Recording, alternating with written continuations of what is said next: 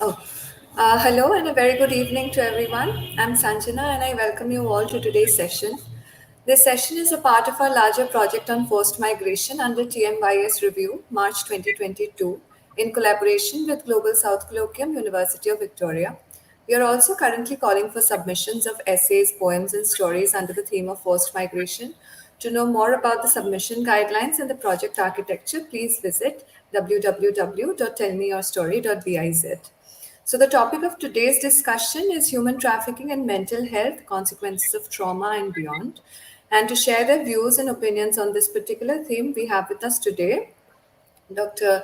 Cornelius Katona, Ms. Chatterjee, and we'll be shortly joined by Dr. Andreas Hamburger. So, I'm very privileged to be amongst you very esteemed panelists. And before we move on to engage with our speakers, I would like to quickly introduce them to our audience here tonight. So, Professor Katona is a medical director of the Helen Bamber Foundation, a human rights charity working with asylum seekers and refugees, and also honorable professor in the Division of Psychiatry at University College London. He is the Royal College of Psychiatrists lead on refugee and asylum mental health. He was a member of the committee that recently updated NICE guidelines on PTSD. He has published over 250 peer-reviewed papers and written or edited 16 books. In 2019, he was awarded the Royal College of Psychiatrists Honorary Fellowship, the college's highest honor for his outstanding service to psychiatry. Ms. Chatterjee is a psychologist with 20 years of experience who has worked in India, Bangladesh, Nepal, and Pakistan. With specialization in child and adolescent psychology, she has co-founded a special guidance clinic and laboratory for learning disabled youth in Chandigarh. As a co-founder of the technical resource NGO called Sanjok and a partner of a consultancy firm, Change Mantras, her work has included in-depth exploration of the psychosocial struggles of survivors of sex trafficking, designing responsive recovery and rehabilitation programs, and researching on training community social workers on restorative care planning with survivors. Welcome, a very warm welcome to all of you here. I am Sanjana Banerjee, currently in the final year of Masters in English Literature from Jadavpur University. I'm deeply interested in the field of migration and I'm a project assistant for TMYS Review March 2022. So without any more delay, I think I would like to get the session started. So first, I'd call upon Dr. Katona to share his views on the topic of discussion. Over to you, sir.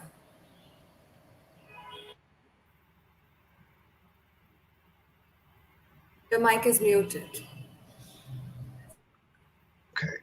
I was hoping to share my slides, but I don't think that's going to be possible, so I will simply talk. I'm going to talk about human trafficking from my perspective as a psychiatrist working in a non-governmental organization, a charity which supports survivors both of trafficking and of other major human rights abuses such as torture. We also work with victims of gender-based violence. So when we try and think about human trafficking, it's important to remember that trafficking includes the movement of an individual.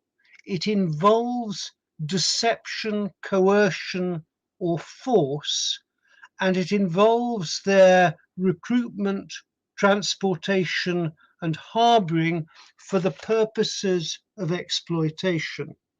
Now, there are many different types of human trafficking, and we need to remember that they are not mutually exclusive. The group that is perhaps most publicized and whose stories are in many ways the most poignant are the people who are trafficked for the purpose of sexual exploitation in brothels, in saunas, in massage parlors, in strip clubs, in escort services, and so on.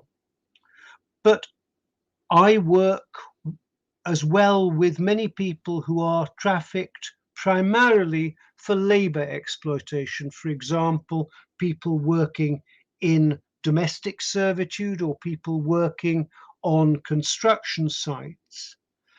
There are also many people who are exploited for criminal activity, for example, who are trafficked in order to beg or who are trafficked in order to work on cannabis farms or in the distribution of drugs.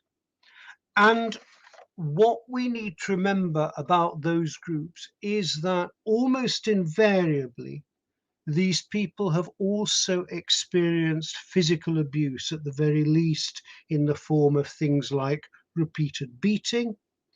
And if we think about women involved in trafficking, women trafficked for domestic servitude or for labor exploitation, more than half will also have experienced enforced sexual activity, and that might be sexual exploitation for financial purposes, but it might simply be exploitation for the pleasure, if you like, of the people for whom they are working. Now, one of the things that I've learned through my years of working with survivors of trafficking is that trafficking very seldom starts suddenly. People who are trafficked almost always show some degree of pre-trafficking vulnerability. They may come from poor or destitute backgrounds. They may have been abandoned by their parents, or their parents have died. They may have been orphaned.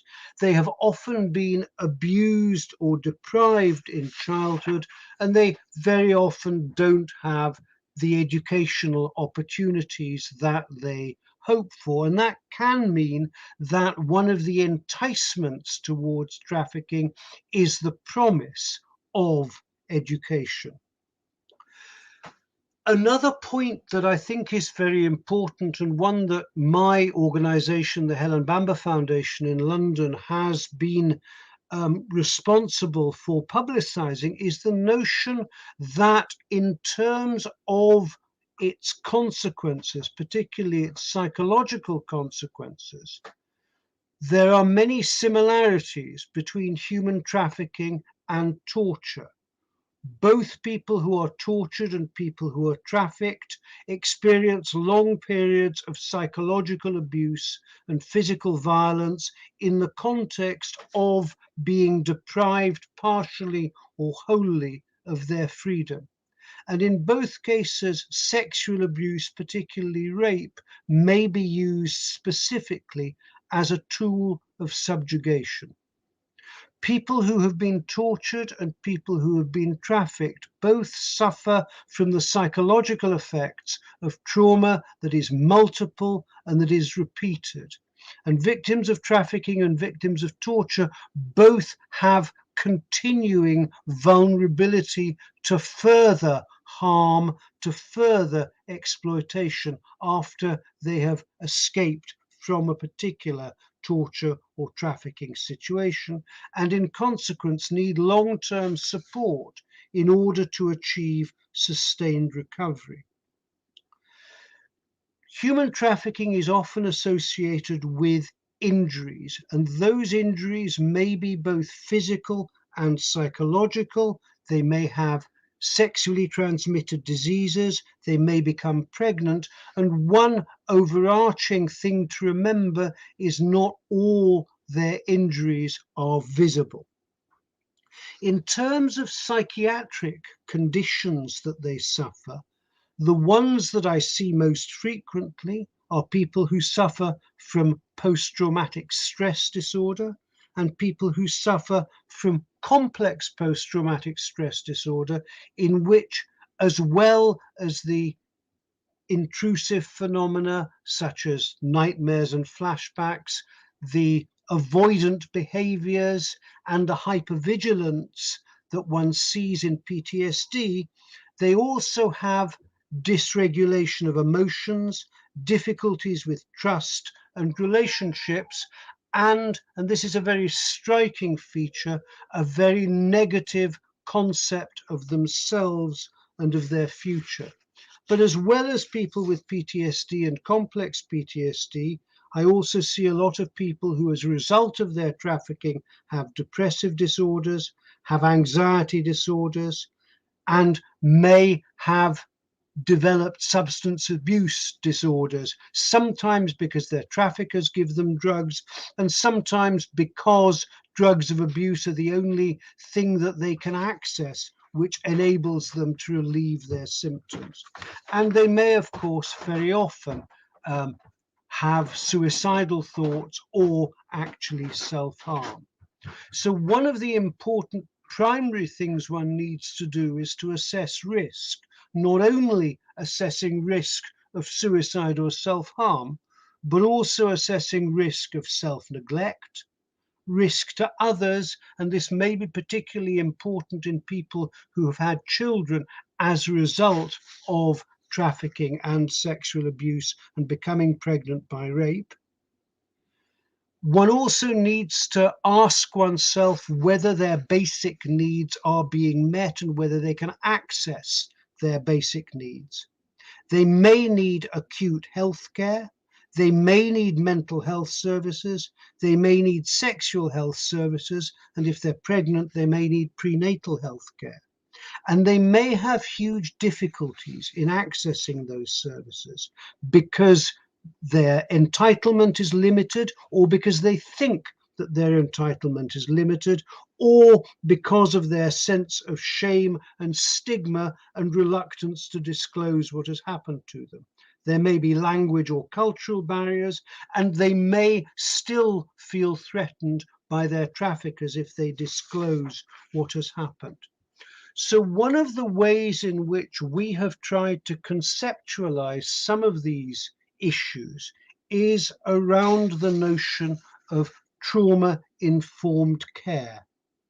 And trauma-informed care isn't a specific therapeutic action or intervention, but it's about engaging people with a history of trauma, being alert to trauma symptoms, acknowledging the role that trauma has played in these individuals' lives and how it may continue to affect them.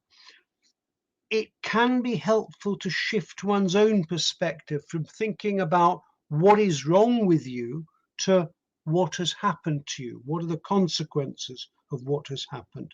And this approach may be helpful in preventing or minimizing the further traumatization that many victims of trafficking experience from the health and social care and legal context when they have escaped from their trafficking situation.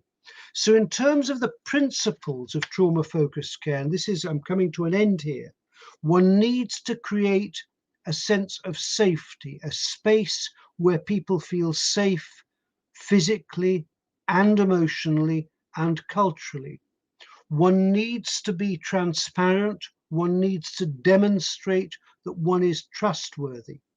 One needs to help people to maintain their dignity and, where possible, to maintain and exercise choice, something they often have not been able to do for years. One needs to be collaborative. One needs to be in partnership with them and with other organizations and ensure that any decision making is shared. And all that can allow an increase from a very low baseline level in the empowerment that these people can feel and exert. Thanks very much for your attention.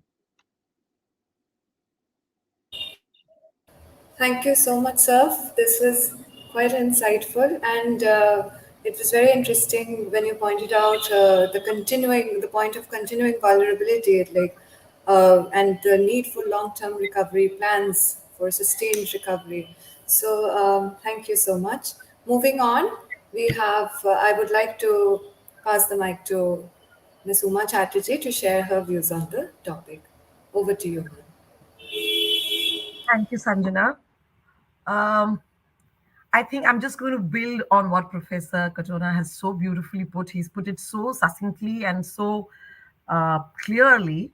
Um, I am now going to share with you some of, because my work is primarily with victims of sex trafficking as well as labor trafficking. But today I'm going to focus on the trauma, the impact of trauma and impact on mental and emotional health of victims of sex trafficking. A lot of it that I'm going to be sharing is so much built on what Professor Katona has just said, and I think it is, like an extension of certain lived experiences and narratives that I will be sharing here. I would like to use a PPT, a few slides that I would like to show, and okay. So, the professor has already said, I just wanted to reiterate, it is trafficking, which is the worst form of modern slavery today. Um, the extraordinary levels of violence, abuse, assault, coercion, all of that, restricted freedom, not captivity, sudden physical abuse and punishments, complete complete there's complete elimination of any kind of choice of any kind of freedom, and all of this.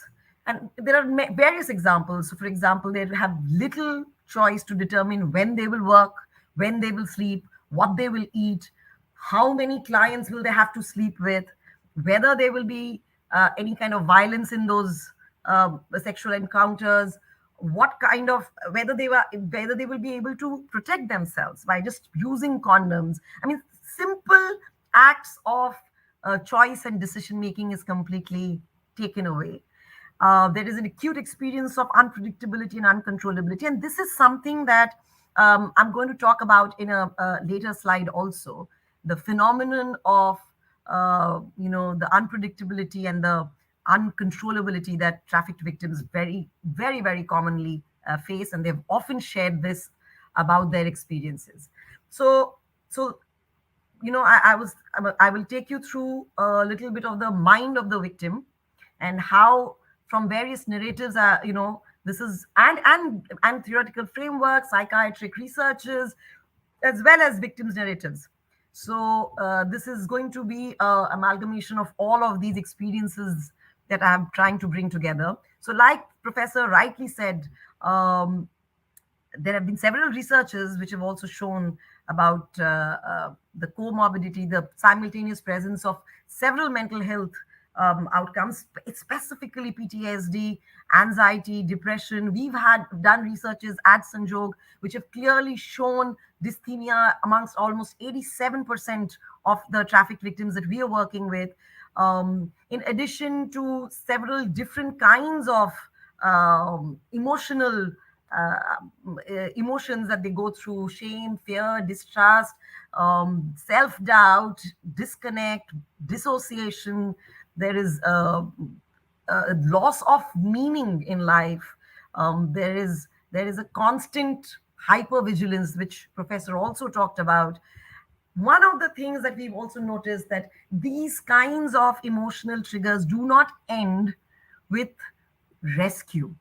When often it is thought that, okay, once the trafficked victim is pulled out of that situation, exploitative slavery like situation, these things come to an end. Actually, the story starts, and this lingers on, because once the victim has been rescued, has come back, whether in institutional care or later on in community based choice, where she's reintegrated with her family, this kind of the vulnerability to violence, it continues even after the escape from exploitation. And that's something that I want to reiterate, because the psychological, physical, sexual abuse and violence from family members, partners, other community members, and the vulnerability to that kind of violence, that continues even after exit from the exploitative situation. So, like I said, the psychosocial impact of trauma, it's both on the mind, on thoughts, behaviors, emotions, as well as it has a tremendous impact on the social aspect of that victims often talk about difficulties in, once they are back, once they are out of the exploitative situation, their difficulties in forming relationships, in forming trustworthy relationships, seeking social support, participating in cultural traditions. All of this gets messed up. There is a lot of difficulty in getting back, which a lot of NGOs and a lot of civil society organizations, a lot of duty bearers often talk about it as mainstreaming. What it actually means that the victim is often suddenly cut off for a few period of years, months, years, and this interaction, the social interpersonal interaction, is what then, to come back to forming relationships, getting back to interpersonal relationships is something they often, certain victims have spoken about, the difficulty with that. The two concepts that I want to bring up, the concept of unpredictability is when for weeks, days, weeks, months, years, if you are left with no there is no predictability, no certainty of any kind, whether it is about basic food, shelter, clothing, physical body harm, emotional abuse, the threats and the intimidation. So there is there is a continuous thing of inability, there is unable to predict. You don't know what is going to happen in the next 1 hour. You don't know how much you're going to get beaten up. You don't know for how long you will have to starve.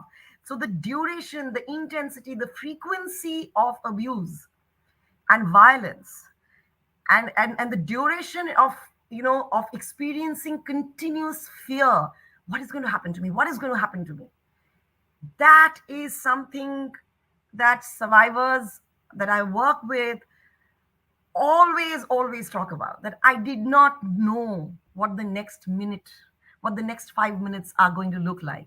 And hence, when we work with survivors, and often people ask survivors, once they are rescued, so what have you thought about your life, and how do you see your future, what is your vision for the next 3 years?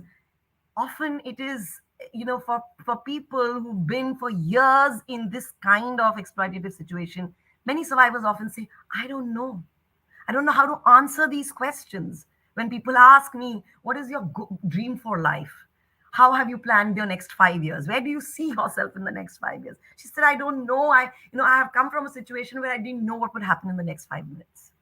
So the concept of unpredictability is something that I wanted to highlight today. And the other one is uncontrollability.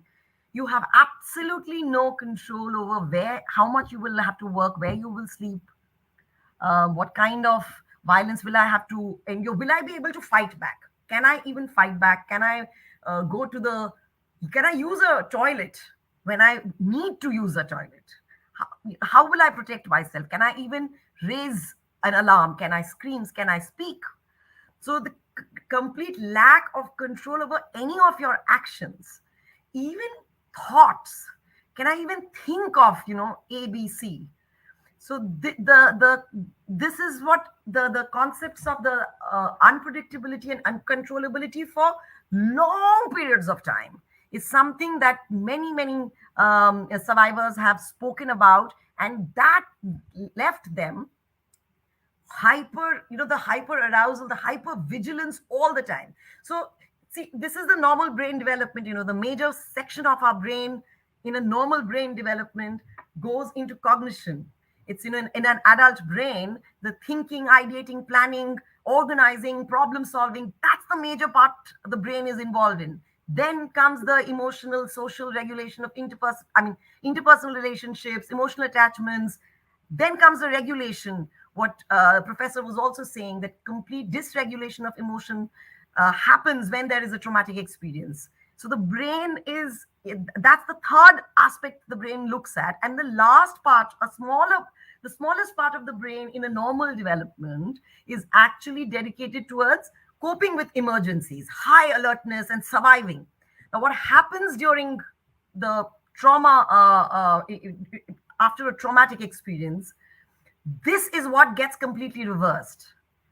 And the developmental, this kind of a trauma, it affects the brain where for hours and days and weeks and years, your brain is in such a hyper arousal mode of survival that that becomes the largest chunk. And the brain spends the most energy just thinking on survival. Will I be able to live? How will I live? Will I get up tomorrow morning? Will I ever see people that I love?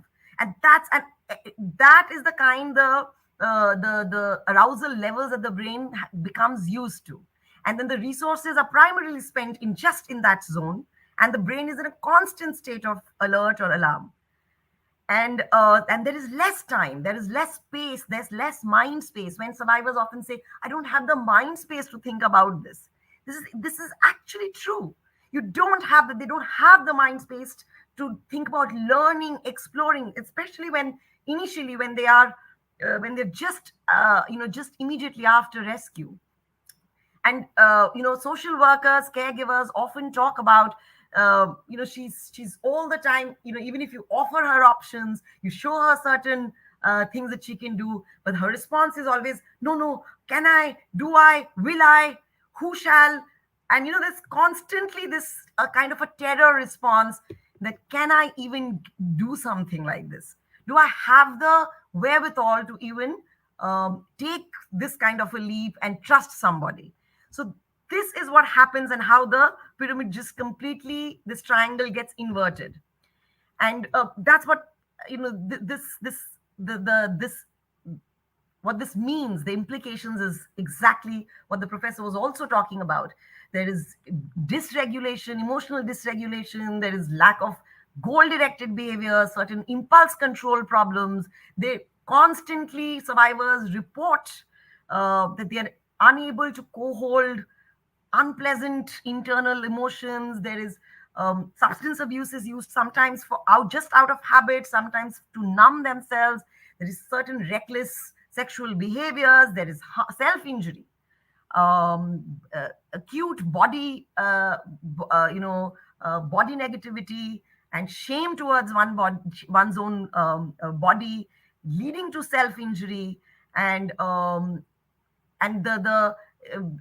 recklessness in certain behaviors which come up as reckless behaviors, and to fight feeling different, feeling isolated, feeling that I don't fit here anymore. I'm back home, but I don't know, do I even fit here anymore?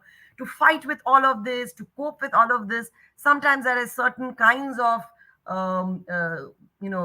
avoidant behaviors to get out of these situations. So that's the other kind. These are some of the things that we've often seen amongst survivors, in addition to the anxiety, the depression, the grief, the constant crying. And so what do we look then? What do we work towards in recovery, rehabilitation, reintegration? What does Sanjok look at?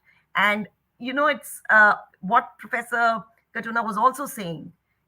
Just to quickly put it, we'll be looking at building connections, helping survivors to help them to trust, to belong, to get back, to fight loneliness, stigmatization, fight discrimination, fight the invalidation, fight the exclusion.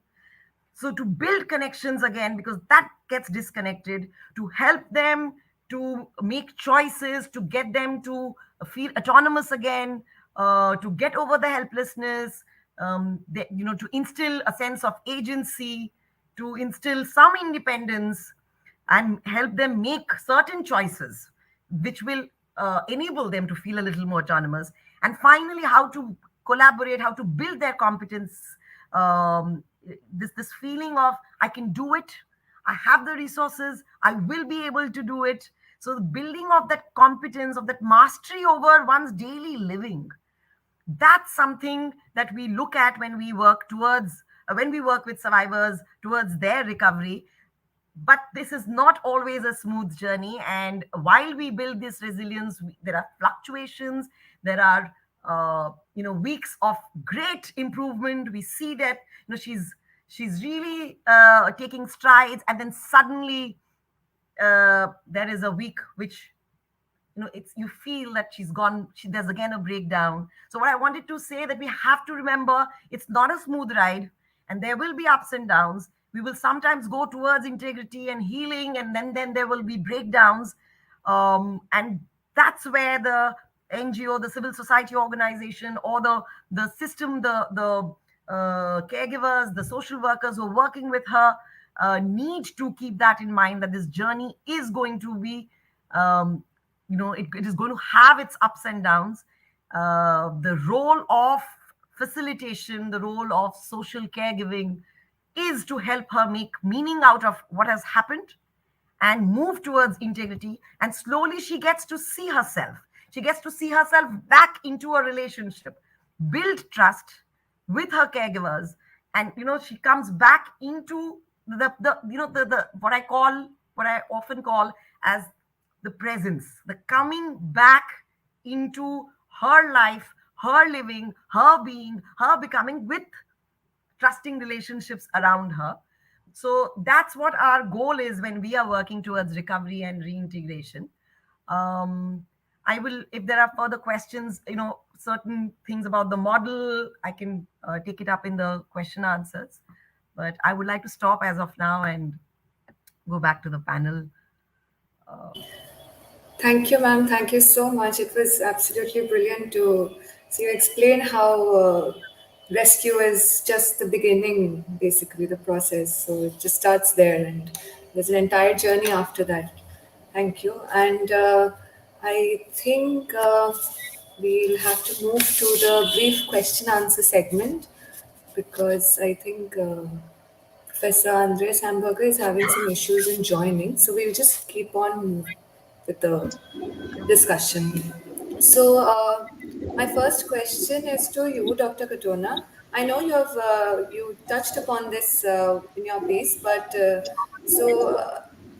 this thing, you have recently authored a trauma-informed conduct and care handbook. So and you have touched upon this, but I would want you to share some little more details about the key issues that you found in the book, and how we should look at trauma and the complexities that come with understanding Sure. and caring for that. So, yes. Okay, I mean there are several publications that we've been involved with. One was the trauma-informed code of conduct, which I talked about briefly at the end of my little presentation.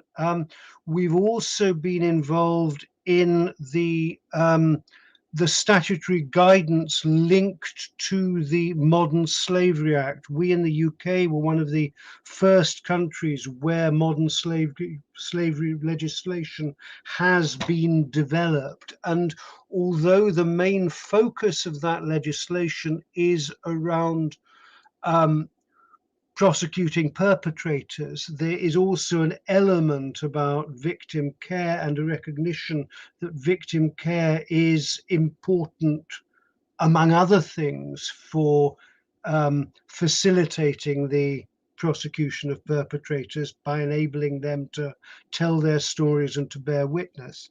So our guidance has been built into that statutory guidance around victim care.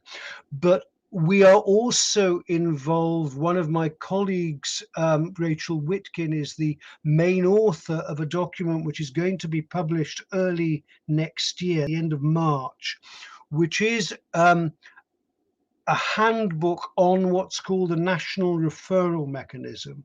And that's for all the 57 countries in the OSCE, which is an international network of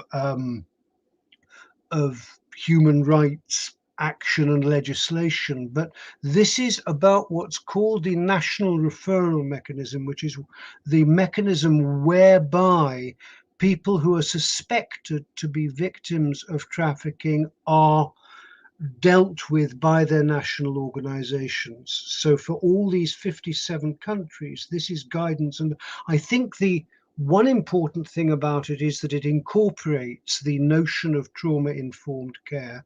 But another thing which I think is equally important is that it recognizes how many different organizations may be involved in the good or less good care of individuals. So, for example, primary medical care and hospital emergency departments, the police, lawyers, social workers, schools.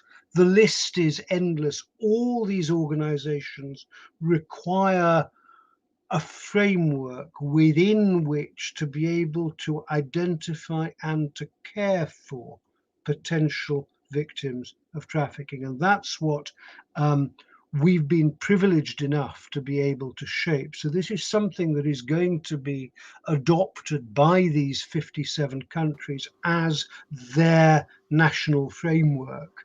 And I think that will have an important contribution to make in ensuring that there's a greater chance that survivors of trafficking are identified and that they receive the care they need. And in particular, and this comes back to a couple of points that Dr. Chatterjee made, that there not only the many ways in which their vulnerability may show itself is recognized, but perhaps equally important, that recovery is not something stable. Recovery needs to be sustained, and at times of greater stress, people may regain, and that's a bad word, but may go back into a state of vulnerability. So it's not only about enabling people to regain a sense of agency and autonomy, but recognizing their continued vulnerability.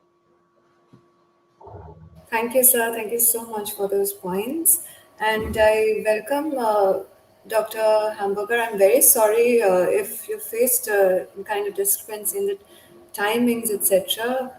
But we'll just quickly introduce you to our audience, and I think we'll continue with the question answer segment after that.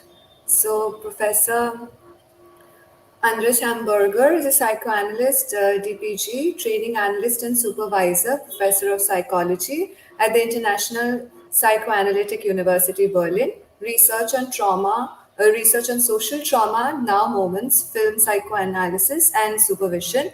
Since 2012, speaker of the International DAD Network, Social Trauma in Changing Societies, STICS, with 9 universities from the Balkan region and Turkey. He's the first editor of Forced Migration and Social Trauma, Rutledge 2018, and another book called Social Trauma, an interdisciplinary textbook published by Springer Nature 2020. I welcome you, sir, and I would invite you to quickly to have your piece on the particular topic of discussion today, that is mental health and human trafficking, consequences of trauma and beyond. So over to you, sir. So thank you very much for the invitation. You can hear me? Everything fine with the sound? Yeah, great. So thanks very much for the invitation and the opportunity to speak with the dear, very estimated colleagues here. Well, actually, I'm coming from narrative. That is, psychoanalysis is all about storytelling. So I feel perfectly fine here with Tell Me Your Story platform to have this discussion. I came originally from narrative also when I did the Holocaust research back in 2007, where we reanalyzed video testimonies of Holocaust survivors together with Dori Laub in the Yale Video Testimony Archive.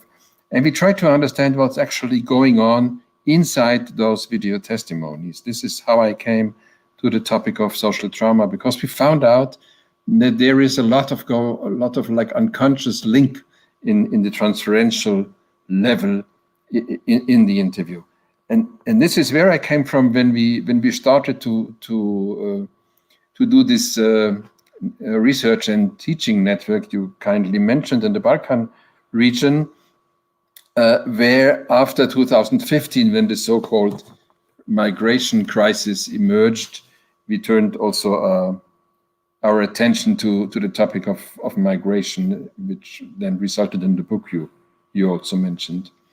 So just a few words on social trauma in general. We do understand this concept of something that is not restricted to the individual. So it's not just like in DSM or psychotherapy in general that you have a traumatized person and that traumatized person has some symptoms. They have, of course. But the concept of social trauma we advertise is, we should never forget that the trauma is something that links both the parts, the perpetrator part and the victim part, the society and the individual together. For example, societies are also even shaped by their traumatic histories.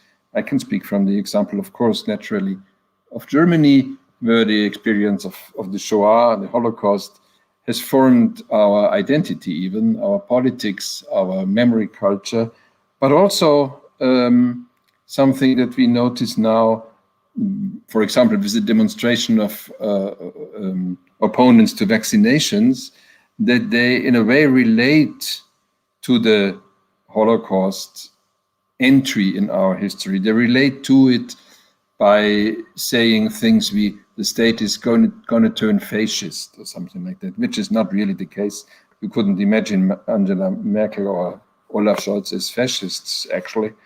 But they are like, in these movements, they are seen as something like that. So this is how history comes back. Now, talking about the refugee topic is, it was after 2015 we started to turn our network to this direction, and we made 2 summer schools and the politicians conference in the years 2017 and 18 on the topic. And we spoke to many practitioners, people who really worked with the refugees, worked in camps as translators, as helpers, as social workers, as medical assistants, and so on. And one of the most hard experience I made here was that some colleagues who worked in the camps, they told us that about the lost girls. They said, if, they know the people who are living there in the camp, and they know that they are possibly transiting to another camp. And then they learn from the colleagues there that many of the girls have not arrived. So they get lost. And this is, of course, the trafficking tribute, because they don't get somehow lost. They fall into the hands of traffickers. And these practitioners we spoke to knew even of rumors of trafficking points or places where these abducted girls were sold after that. So this is a heartbreakingly sad experience we made in these discussions. And I remember vividly that these helpers said, I would even implant them some kind of a GPS system to find them, to just find them, because we cannot have contact with them anymore. So if we adopt this general notion, which I've outlined before, that social trauma is nothing in the individual, but it is something in the society, to these kids or to other refugees, we should not describe their suffering in terms of individual traumatization. That is my general point. It's not. It's part of a system. It's part of the society firsthand that spits them out on the insecure street of a land towards a land of hope and illusion sometimes. And there is a society in this land of hope and illusion, maybe Germany, that is ready to buy everything, that is ready to buy girls for money, and possibly at the cheapest price. So we cannot understand the phenomenon of trafficking without both the traffickers and their clients. And maybe many people in Germany would still fantasize that the sex workers that offer their services on the internet are self-employed entrepreneurs, something like that, who choose their business, to choose to make up this business. So this is kind of I call it perpetratorization. I think it describes the blindness, and it describes the blind spot in the very societies that live around the socially traumatic situation.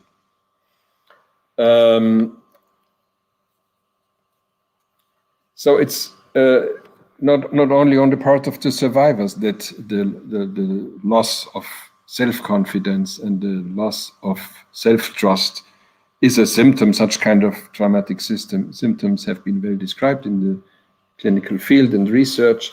But from a social trauma perspective, it's also the failure of the environment to provide a structure and a safeguard continuity that results to the building of trust. And if it fails, it leads to loss of trust and confusion. I would even make up an even broader perspective, because it's not just the country where they are spit out and the country where they arrive, but it's like a more general thing, a more global thing, I could even say. You know, when we're talking about a refugee crisis in 2015, it's a little bit strange because migration has been there all over history and all over the globe. But something new emerged this year. So in the 21st century, when synchronization of interconnected economic and political processes, so-called globalization, as well as their real-time covering in mass media, has logarithmically increased. So here, the global mobility gets a new quality somehow. And we have to see that these victims, the migrants, the refugees, which are like spit out or choose to seek refuge due to many different factors like authoritarian systems, economic exploitations, wars or semi-wars or something like that. They seek refuge, and some of them, that's important too. Some of them are not just victims in the proper sense, because many of them were quite successful in their home countries, and this is why they found the situation in their own system as so unsupportable that they give up everything and like seek refuge in a country where they could hope to live a way of life they have been promised. But the global kink here, the global problem here is, once they arrive in Europe, once they arrive in the Western world, they see that this promise, in a way, was always a promise of limited scope, so to say. The ideal that all human beings were free and equal had an enormous economic and social success after the Enlightenment, but it also had enormous ecological, political, and social costs. So the refugee wave, we should talk of a wave even, that arrives now somehow presents the bill for the unredeemed ideal to those societies, which have lived quite comfortably on the assumption that the scope of the ideal basically was restricted to their own territory. So freedom was only at home. So is this wider global context that migration is basically connected to social trauma in the sense of societies undergoing identity-threatening transitions? So I think to put it to come to an end of this short introduction to my thoughts, people are persecuted or threatened. This is why they go to become refugees. But then during the flight, they also undergo traumatic re-experiences or re-traumatizing experiences. And they meet people from other societies who are also marked by their own histories. So this is like a two-sided process. They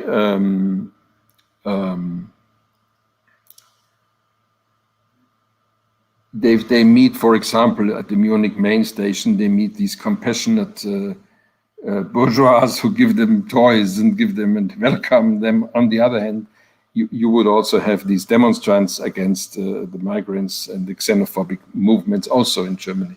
So both are, as I said before, is marked by the German history which is marked by the Holocaust. Of course, we want to be the good Germans nowadays, but some of us say, yes, but you have to say at least that I'm fearful of strangers or something like that. I am not a fascist if I say something like this.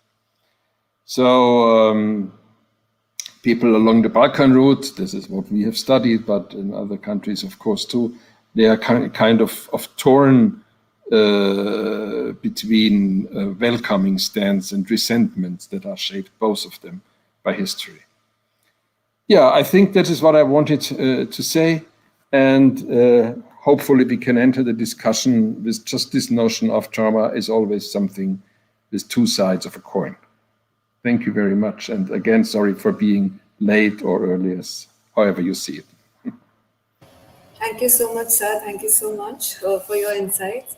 And yes, it's absolutely important to see social trauma as a two-way process, as a two-way phenomenon, not limited only to the individual, is a very interesting and important point.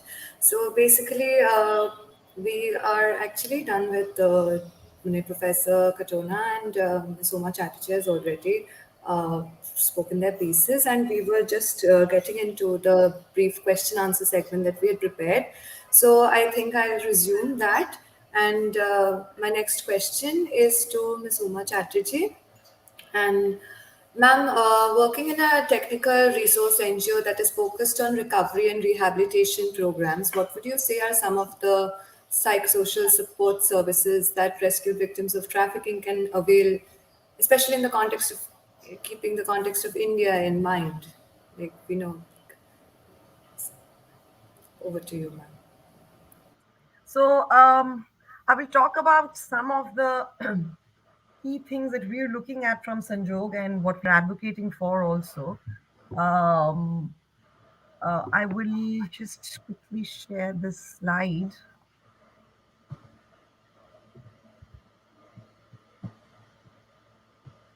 Yeah. So one of the things, like I said earlier, when we're looking at the slide that I had shown earlier, this one, that when we are looking at recovery, what are we looking at? So I talked about the building connections, enabling choices, and nurturing competence and collaboration amongst survivors towards recovery. However, this to make it more concrete, we use a certain kind of a model that we, in communities of choice. So many survivors want to come back to their home communities from where the trafficking actually happened. They want to come back to their home community. Some choose other communities to, rehabilitate and reintegrate into. But the we use three kinds of approaches, which is one is the restorative care approach, where we are looking at youth adult partnership in case management system. The program, the model completely talks about equal amount of support and nurture and care, as well as bringing in elements of discipline, boundary setting, regulation. So approaches that recovery approaches that look at case management systems which are based on a restorative youth adult partnership and participation model. Uh, like Professor Katona very explicitly talked about, the care has to be trauma informed. There are integral aspects of trauma informed care that are a part of our recovery model, and there is continuous auditing of, the continuous monitoring of, are our systems, are the processes trauma informed, are they triggering secondary trauma, are they re-traumatizing in any way, how are the caregivers while they are rendering all these caregiving services, social work services, how trained are caregivers, frontline caregivers who are dealing with survivors of trafficking? How trained are they? Are they in trauma informed care? Where are their capacity gaps? And to build on that, and the third kind of element that any kind of rehabilitation and recovery needs to look at is to bring in the state into picture. When I talk about the state, I'm talking about the nation state.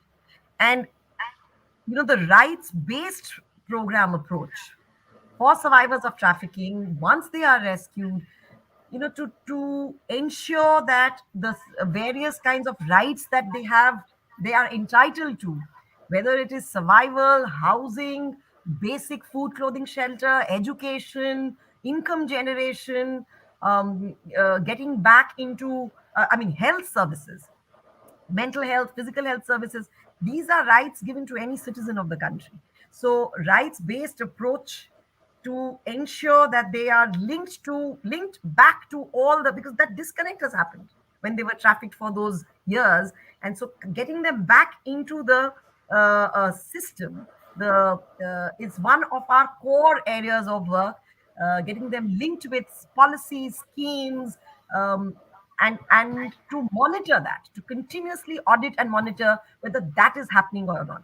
So that's how the approach looks at. It is restorative, it is trauma informed, and it is rights based.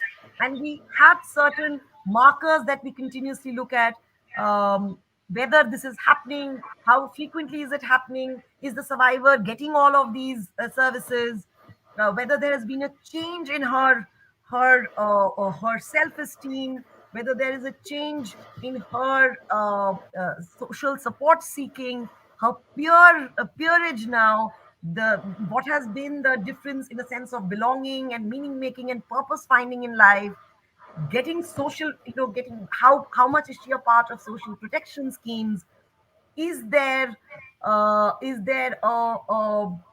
mechanism to help her fight the shame and stigma that she may face once she's back into her family and community. So these are several markers of reintegration and rehabilitation and well-being that we are continuously looking at. Uh, I would these are the models, these are approaches that we integrate into our recovery and rehabilitation model. What the government needs to do at the macro and policy level things, I mean, if you would like to know about that, that's something that also I can talk about a little later.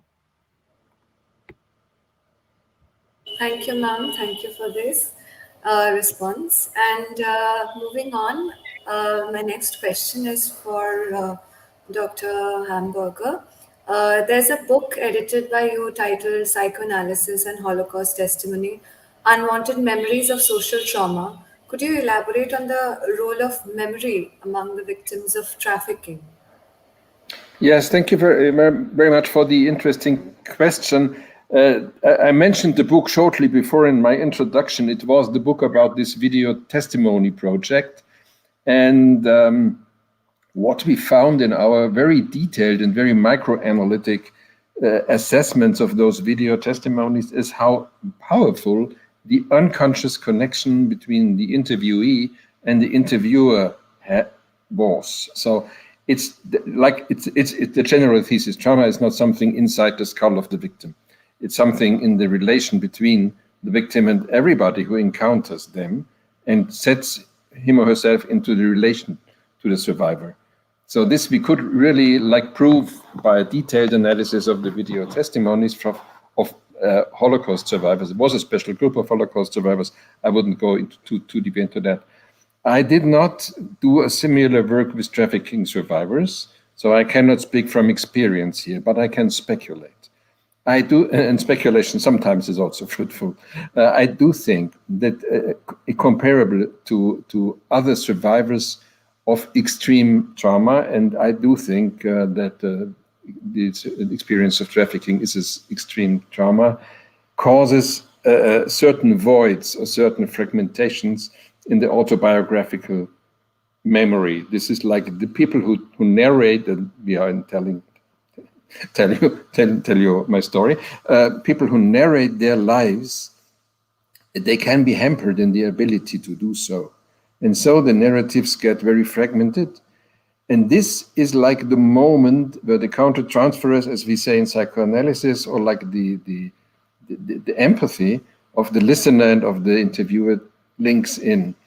And what we try to do if we talk to a person with this kind of a fragmented autobiographical narrative, we try to make sense. We try to fill in the gaps. And this is where also our own prejudice comes in. So this is the very moment where we construct the other. We do try to make sin from this encounter, but we also put some picture over the other to be a good refugee, for example. So I think we could be and we should be aware of this, how actively we do construct the other in working with refugees. And therefore, I would have two recommendations for working with trafficking survivors. First, I do think that the testimonial approach is a good one. I think it would be very important, and I think Uma also said something in this direction, just giving them a voice, having them voicing their own experience, listening carefully, and therefore video technique sometimes is a very good thing, because before we found out about these transference, counter-transference links and constructions, we had to look at the video 20, 30, 40 times, sometimes it's really hidden in the material. So a video document is something you can really be very, you can do research on it, but it can also be very convincing. And we have the Yale Video Testimony Archive and also the Shoah Foundation of Steven Spielberg for the Holocaust survivors. And maybe we should also have something for trafficking survivors. That would be first of all. Second, if we are aware of the power of the construction that is working on the part of the receiving society or the researcher or the interviewer, then I think that speaks very strongly for supervision. And I see you nodding, Uma, because everybody who works practically with these people who knows that you need like a third party, somebody who helps you looking at your own participation in the process by adding a few from not too much outside, but from a little outside of the situation. And the best refugee helpers organizations I have met, they have a very strict and very regular scheme for supervision and also for extra hours. I was very impressed by a colleague in Belgrade who runs a refugee helpers organization, and she says every extra hour that is done by the workers in 1 week has to be made up at least in the following week. So because she knows what burnout is and she knows what happens. Okay, I think these were my first words to what you asked. I do hope it was something like an answer. Thank you, sir. Thank you. It was very helpful. And the speculations actually helped put together the pieces for any kind of phenomena where extreme trauma is involved. So I think that was an interesting point in which we can bring the session to an end due to short of time. I think we won't be going into any further questions, but it was an extreme honor to be able to conduct the session, to moderate it with such esteemed panelists present. Thank you very much for taking out the time and joining the discussion tonight. And taking into account the global condition of human rights, I think it was extremely poignant that we had this discussion today. So thank you, and a very good evening, good afternoon, good night to you. Thank you. Goodbye. Thank you. Thank you.